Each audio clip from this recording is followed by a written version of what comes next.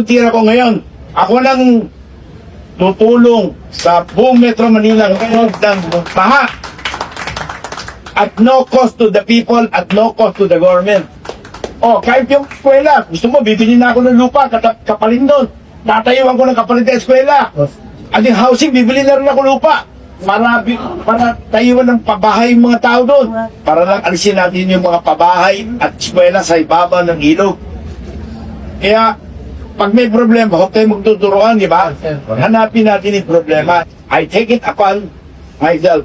I will cooperate with all of you at no cost to you guys. Kami na gagawa. Wow! Very good. Ang daming solution, ang daming pera pinag-uusapan. Kami na gagawa. Sa Miguel na magki-clearing. Pero without you guys authorizing us, hindi namin magagawa yun. Paano namin pupunutin yung mga yun? But with MMDA and mayors, ay yung lahat ng obstruction yun, buhutin natin para mawala na yung baha.